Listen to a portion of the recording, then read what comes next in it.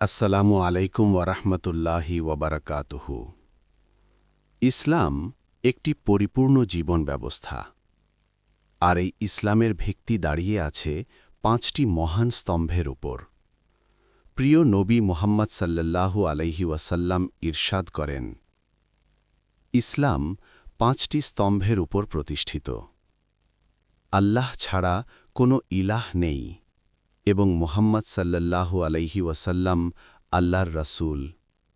এ সাক্ষ্য প্রদান করা, সালাত কায়েম করা, জাকাত আদায় করা, রমজানের সওম পালন করা এবং সামর্থ্য থাকলে হজ পালন করা।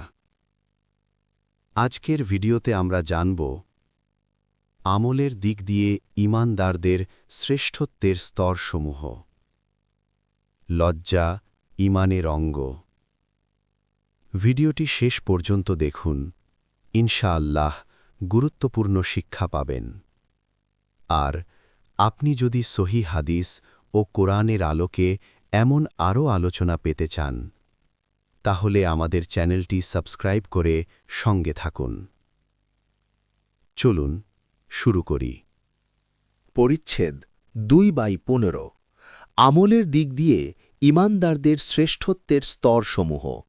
আবু সাঈদ খুদরি রাদিয়াল্লাহু আনহুকে বলতে শুনেছেন, আল্লাহর রাসূল সাল্লাল্লাহু আলাইহি ওয়াসাল্লাম বলেছেন, একবার আমি নিদ্রাবস্থায় অর্থাৎ স্বপ্নে দেখলাম যে লোকদেরকে আমার সামনে আনা হচ্ছে, আর তাদের পরনে রয়েছে জামা। কারো জামা বুক পর্যন্ত আর কারো জামা এর নিচ পর্যন্ত। আর উমর ইবনুল খাত্তাব রাদিয়াল্লাহু আনহুকে আমার সামনে আনা হল এমন অবস্থায় যে তিনি তার জামা অধিক লম্বা হওয়ায় টেনে ধরে নিয়ে যাচ্ছিলেন।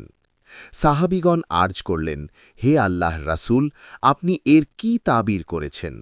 তিনি বললেন, এ জামা অর্থ দ্বীন। পরিচ্ছেদ 2/16। লজ্জা ঈমানের অঙ্গ।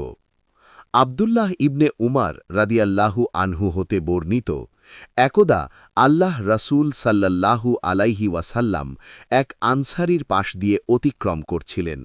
তিনি তার ভাইকে তখন অধিক লজ্জা ত্যাগ করার জন্য নাসিহাত করছিলেন। আল্লাহ রাসূল সাল্লাল্লাহু আলাইহি ওয়াসাল্লাম তাকে বললেন, ওকে ছেড়ে দাও, কারণ লজ্জা ঈমানের অঙ্গ। পরিচ্ছেদ 2/17। অতঃপর যদি তারা তওবা করে, সালাত কায়েম করে এবং জাকাত দেয়, তবে তাদের পথ ছেড়ে দাও। আত-তাওবা 9:5। 25। ইবনে উমর রাদিয়াল্লাহু আনহু হতে বর্ণিত, আল্লাহ রাসূল সাল্লাল্লাহু আলাইহি ওয়াসাল্লাম বলেন, আমি লোকদের সাথে যুদ্ধ চালিয়ে যাওয়ার জন্য নির্দেশিত হয়েছি, যতক্ষণ না তারা সাক্ষ্য দেয় যে আল্লাহ ব্যতীত প্রকৃত কোনো উপাস্য নেই এবং মুহাম্মদ সাল্লাল্লাহু আলাইহি ওয়াসাল্লাম আল্লাহ রাসূল, আর সালাত প্রতিষ্ঠা করে ও জাকাত আদায় করে। তারা যদি এগুলো করে, তবে আমার পক্ষ থেকে তাদের জান ও মালের ব্যাপারে নিরাপত্তা লাভ করল।